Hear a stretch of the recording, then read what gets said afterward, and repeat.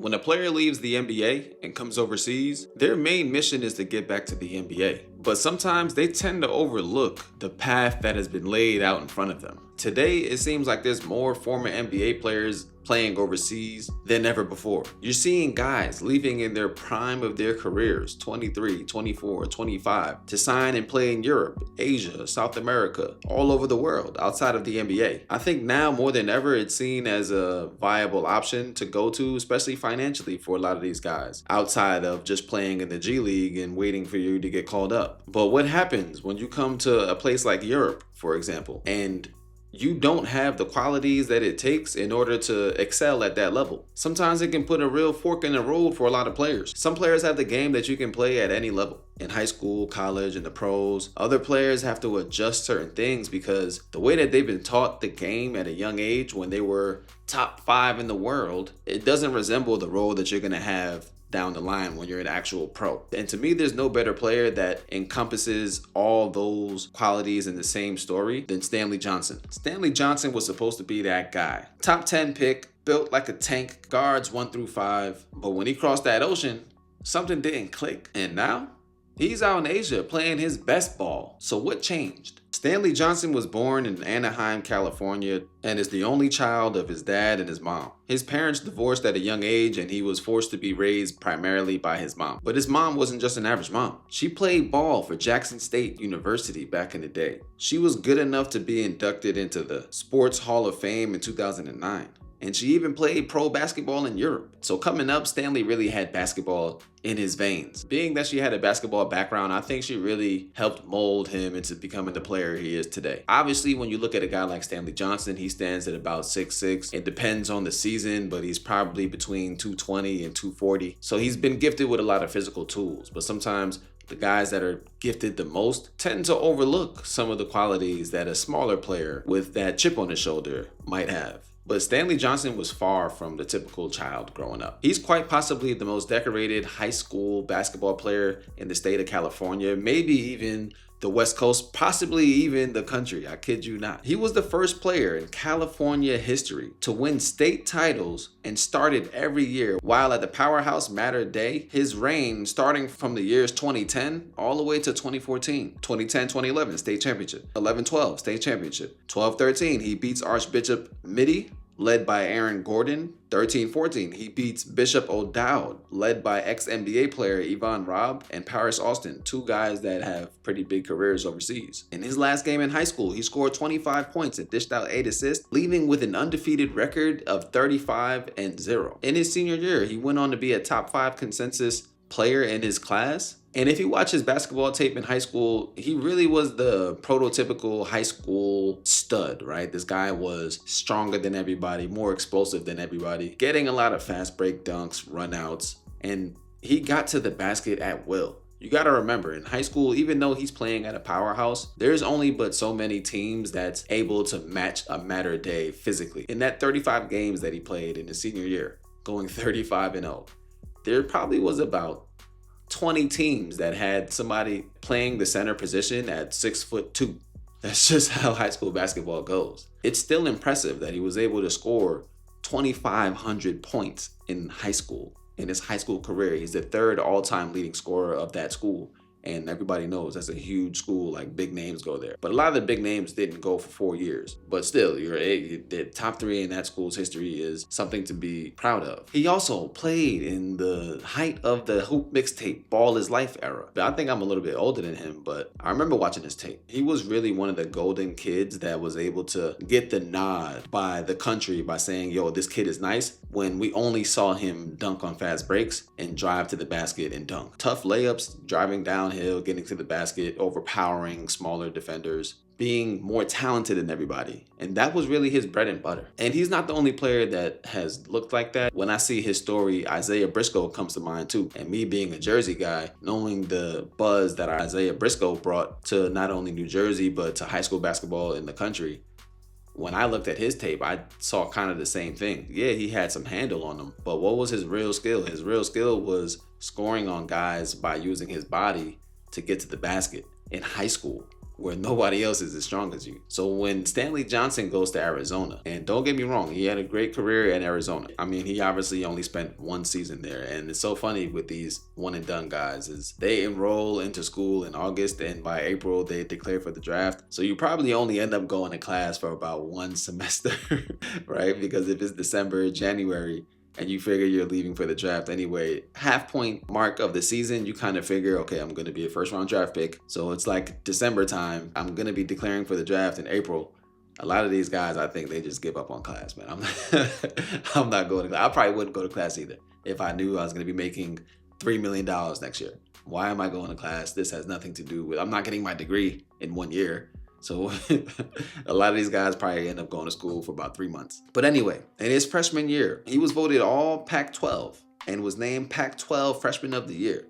He started 37 of the 38 games he played for the Wildcats. He was on a team with some pretty big names. Parker Jackson Cartwright, who's one of the best players in Australia right now. Brandon Ashley, who was a very good college player. Like, he had to share the ball with a lot of people. So coming in his freshman year and dominating at Arizona, that's pretty impressive. He averaged 13.8 points per game, 6.5 rebounds, 1.7 assists, and 1.5 steals in 28.4 minutes per game. And it's worth noting that as he entered the draft in 2015, he was considered the number 11th ranked prospect on the ESPN's top 100 draft board. But there was something consistent in the tape of Stanley Johnson at Arizona that I think a lot of scouts overlooked or just figured that he'd figure it out. You see, at Arizona, Stanley Johnson was the number one option. He was the most talented player on the roster. He still was able to get by on just being stronger than guys. The defenders that he was playing in the Pac-12 weren't necessarily elite defenders being thrown his way. Also, he shared the court with very talented people, so the defense wasn't really able to key in on him to like try to put a game plan in to stop him. And he was really treated like a number one option.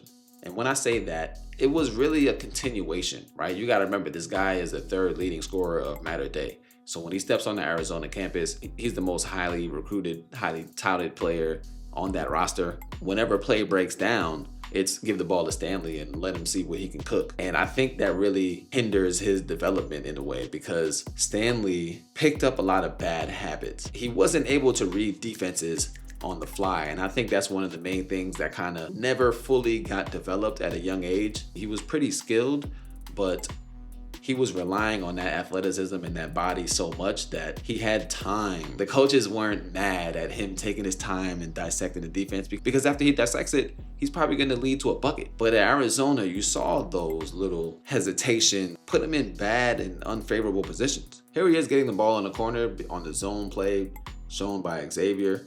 And you can just see his thought process is just a little bit slow, right? He's reading the game. And now when it gets kicked back to him, he's locked and loaded and ready to shoot. So when he doesn't have a lot of time to think, he's a good player. But here you can see just, I'm faster than you. I'm stronger than you. I jump higher than you. Easy bucket. Here he's flashing to the high post. You see, there's just time. There's time. And he's not really a guy that's hunting a good shot. Stanley's hunting the shot that he wants. Whether it's a good shot or not, you have to kind of live with that as a coach because to me, he was stuck in between two different players. I think Stanley didn't know if he was Zion Williamson or if he was Corey Maggette. On one hand, Zion Williamson, he's a bulldozer, he's a playmaker, he's a scorer. He's going to get to the basket. You know what he's going to do. He's going to come back to that left hand, but you can't stop it because he's shooting 70% on his layups. And he uses his body to like go into defenders and he uses every ounce of his advantage. Or am I going to be Corey Maggette where it's a high motor, just a cutter off ball, right? He's reading, finding spaces and cutting to the rim and just trying to dunk as hard as he can. Super, super high motor player. Stanley's somewhere in the middle where he's athletic as Corey, but he doesn't have the motor. And he's maybe not as big as Zion, but he's big like Zion, his position. But he doesn't have that elite finishing ability and he doesn't get his body into defenders. So a lot of times he's fading away against contact, hunched over, hands on his knees when he's not involved in the offense. The motor wasn't there and the innate ability to just finish everything was not there. Even when he's ready to make a move, he just pauses, hesitates, and just looks and just thinks. And you really don't have that much time. In Arizona, you can get away with that when you're Stanley Johnson. But in the NBA, Stanley Johnson doesn't get to get away with that because Kevin Durant does that. LeBron James does that. And you ain't Kevin Durant or LeBron James, right? Even on his catch and shoot sometimes. Unless it's getting swung back to him with the shot clock down within 10 seconds and he's got to make a quick move. That's the Stanley Johnson that I think the NBA needed. That's the Stanley Johnson that would have kept his position. That's Corey Maggette. Just look how much time he needs. Pump fake, jab. All right, it's just a hesitation. It doesn't look like much of a hesitation, but when you're doing it every single play, it's telling me that maybe you're not confident in your jump shot, but also maybe you just don't process the fastest. I forgot to mention Rondé Hollis-Jefferson was on his team as well. That's another really good college player. That's Corey Maggette. Backdoor, gets the good play, but the numbers were there. The hype was there. There was enough there to show teams that he's an NBA player, and I think he absolutely was. He was selected by the Detroit Pistons in the 2015 NBA draft with the number 8 overall pick. In his debut for the Pistons on October 27th, he recorded 7 points, 4 rebounds, and 3 assists off the bench in his 106-94 win over the Atlanta Hawks. Then on February 4th, he got his first start after KCP went down with an injury, and he scored his season-high 22 points in the win over the Knicks. And going into the next season, he was suspended on November 25th, 2016 for violating team rules. And this is how fast the NBA moves, because on December 10th, he was assigned to the G League. Now imagine that. You're a top 5 player in the country in high school, and just 2 years later, you're a G League player. Life happens fast in the NBA. Another thing about Stanley is he was more of a Swiss Army knife. When you look at his tape in high school and college and early years in the NBA, he didn't really have one thing that he did really well. As I mentioned, he wasn't the Zion who finishes well, and he wasn't the Maggette who cut well. Finding his NBA skill, I think, was hard for him, and it was hard to stick that way if you don't have one. Over the next 8 years, he bounced around between the NBA and the G League, but this video is not necessarily only about his NBA career. I want to dive into Stanley Johnson, his overseas career, because in 2024, on July 4th, he signed the contract with Anadolu Efes, the Turkish basketball club that competes in the EuroLeague. Because it was there that I think his deficiencies were glaring when you watched his tape. In European basketball, you know that there's always a 3-man game or a 2-man game that's being played on one side of the court, and the other side is usually occupied by 2 guys interchanging, but there's always a collective of movement. In Anadolu Efes's offense, Stanley was always the guy that was resorted to the corner. Now this goes back, in my opinion, to no NBA skill, because if you don't have an NBA skill, when you come to a system like the EuroLeague, they're looking for you to be doing something at a high level. Yeah, it's good to have a lot of different skills because they can kind of put you in a lot of different positions, but if you're not at a high level, at a lot of different skills, which no disrespect to Stanley, but he wasn't, except for athleticism, and even that was used against him in his defensive tape, but we'll get to that later. He was often resorted to just being the corner guy, and he was left feeling uninvolved in the offense, which any player would coming from his background. I think what happens when a lot of NBA players, scratch NBA players, former high school All-American players, end up coming overseas to the EuroLeague. I think what happens is they tell themselves, I don't know nothing about what you guys is doing. I'm all first team this and all American that, and I was on a rookie first team, and they come to Europe thinking that I'm gonna have my way. And so when it doesn't happen like that, I think a lot of overseas coaches even take pride in humbling the players that need to be humbled. So that's where there's a big disconnect between the players and the coaches, the American players and the coaches, because they don't care about your resume. They care about what you're able to produce right now. And I think at that time, Stanley Johnson, his processing of basketball wasn't at the EuroLeague level. Don't get me wrong, he had a hard coach. So the relationship wasn't perfect from the start. He didn't have the hugest role, but the opportunities that he was given in the games, his tape didn't necessarily scream, I need a bigger role, and that's just me being honest. Of course, he was using his frame to his advantage, and he was making some really hard drives to the basket, almost like a F you to the guys. Like, I don't know why I'm here, let me just run you over. But then that also led to a lot of turnovers because he was getting called for a lot of offensive fouls. And that same aggression was used on the defensive end. I think Stanley Johnson had big moments as a defensive player in the NBA. And he wanted to bring that same reputation overseas, but he was doing it in a way that wasn't necessarily smart. He'd be bodying up to really fast and really electric guards 35 feet away from the basket and get called for a foul. If somebody is driving against them, he's like really trying to body up, but like pumping his chest into the player, get called for fouls. He's going for reaches that really doesn't make sense to be going for reaches. So he was really over aggressive on the offensive end and the defensive end. And that led to him being in foul trouble in a lot of these games. And if you're a hooper watching this channel, you know that you really don't want to be in foul trouble when you're not getting the minutes that you think you deserve to get. He even premiered this wild free throw shooting stance that I don't remember him having in the NBA. Definitely didn't have it in college and high school, where his feet were about as wide as a bed frame. And I can see him changing something up in order for him to be hitting at crazy percentages, but he shot 69% from the free throw line. I mean, he didn't really get there that much, but it wasn't something that was positively affecting his output. In his best game overseas, Stanley Johnson had 21 points, 19 rebounds, 5 assists, and 6 steals. Now, I know what you're thinking.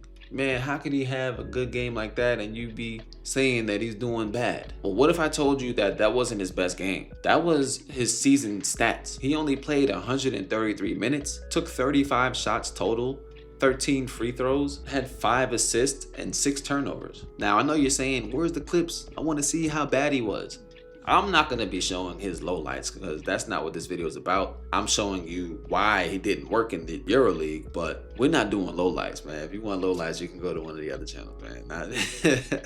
I got to protect my guys somehow. I do think that he should have played more minutes.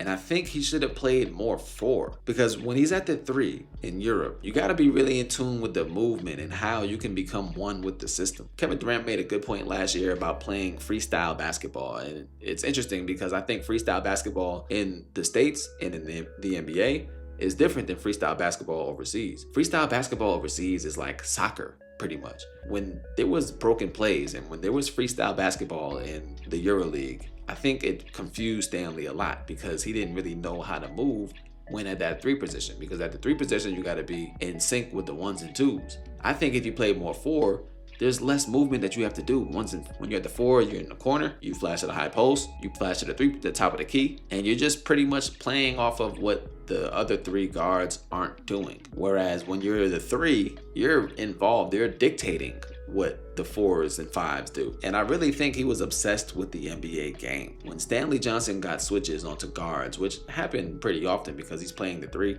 and in Europe they like to switch everything, he was taking fadeaways against guys like Marcus Howard and Sylvan Francisco, who are really small players, and it looked like he took the shot that he wanted to take, not necessarily the easiest shot. On a lot of his catch and shoot 3s, he would pause and just look at his defender before he got into his shooting motion, something that he showed at the college and high school level. And he was only shooting at a 13% 3-point clip, so a lot of defenders weren't really respecting his shot. But one thing I will say is he was a beast on the boards. But Johnson wouldn't last the whole season. On February 11, 2025, he officially parted ways with FS after 17 games in the EuroLeague, where he only averaged 1.9 points and 1.1 rebound per game. I think that was inevitable. I mean, you can't really hold a guy like Stanley Johnson with his reputation, and I'm speaking as an American now. You can't really put him on the bench, not really give him the most opportunities. While I am highlighting the things that didn't really click with the EuroLeague, I feel like he should have been given more opportunities to fail. You know, if you're not going to look good, at least with a guy with his resume, at least give him 20 minutes per game in the first 4 or 5 games and have him really prove that he doesn't belong. I mean, his first game, he had 5 minutes. Second game, 18 minutes, where he was able to get 5 points up. And then the next 3 games, he's playing under 10 minutes. That's a recipe for disaster for an ex-NBA player. And like I said, I'm saying that as an American. But then that brings us to this season, where he signed with the Japanese B-League Nagasaki Velka Club. And to me, this is where everything clicks for Stanley, because in Japan, I know a lot of players that play in Japan. And shout out to the guys in Japan, because let me tell you this, there's a lot of money to be made there. But the game is different. It's more similar to the NBA in this way. It's entertainment. They want to see 120 versus 119. They want to see guys get hot from 3. They want to see individual performances where somebody goes off for 25, 30 a game. Like, that's what they're there for, right? Whereas in Europe, and more specifically the EuroLeague, it's about the collective. They don't care if it's a 56-60 win. the crowd is going to be just as hype as any other crowd that you've seen. His first game playing in the B League, he scored 30 points. And he scored 30 points his way. They'll give you the ball, tell you to go do your thing, man. You know, if you want to take 10 seconds to score, take 10 seconds to score. It's all yours. Looks like he gained a little bit of weight, but he still got that fast twitch, first step. He's still a dynamic scorer if there's space, right? And that's the part in all this. He likes to play with space. When he beats you, there's nobody sitting in the paint like there is in Europe, because in Europe, there's always going to be a defender in the paint. That's why it's harder to score in Europe, in the NBA, and the G League. And don't get me wrong, Stanley still shows these flashes. Like when he's making quick decisions, he catches the ball, rips and goes, and attacks the rim with reckless abandon. He looks good, and he can stretch it when given time behind the three-point line. I think a lot of NBA players have to go through this. Not only NBA players, pretty much anybody playing ball in America have to go through this point where you realize that, all right, I'm not going back to the NBA, right? It's probably not going to happen. Let me just focus on overseas and try to become the best version that I can become over here, fit in with what they're doing over here so I can maximize my value there and make as much money from basketball as I can. As I mentioned before, the Japanese B League is a great league outside of the NBA to be making money in. Japan is great for small, high-scoring guards or big men. And Stanley is more like a big at this point. If you want to put him at the three, he's like a power forward, small forward, right? Because he's going to post up. He's going to use his body. He's not necessarily coming off of stagger after stagger. He's going to find a lot of success in the Japanese and Asian markets. The truth is, not every overseas story is about redemption. Sometimes it's just about fit. Stanley Johnson didn't suddenly just forget how to hoop when it came to Europe. He just walked into a system that didn't really fit who he was as a player. The European game is structure, detail, precision. But the Asian leagues, they gave him something different. Space, freedom, confidence. And when you give a player like Stanley those things, you start to see the flashes of the guy that everyone once thought he could be back in the day. He's getting his confidence and swagger back, resembling the player that we saw in those hoop mixtapes. What his story really shows is that overseas basketball is not about only survival. It's about alignment. The right system with the right culture and the right coaching, the right opportunity, that's what can turn a career around. Every hooper leaving the NBA thinks the same thing. I'm gonna come in, get my 20, do what I need to do. And it's just not like that. Not in Europe. But that doesn't mean that it can't be in Asia. And there's really nothing wrong with that. In overseas basketball, all leagues aren't created equal, and all players ain't either. The right fit can be the difference between one player looking like Jordan and a player looking like Jordan Poole. No shade. But that's it for the video today. If you guys like what you see, make sure you guys like, comment, and subscribe. I'm going to be locked in on Sundays and Wednesday drops from now on. So I need you guys to go ahead and hit that subscribe button and put on the push notification in order to be locked into the movement. We're doing deep dives on everything that has to do with the global world of basketball. Don't think that I only do overseas videos either, man. The NBA is right around the corner. And I got some special things up my sleeve for their season. So make sure you guys stay tuned and locked in. But I'm going to sign out like I always do. If you like the video, like the video. If you got a comment on the video, comment on the video. And if you subscribe to me, I subscribe to you. Peace.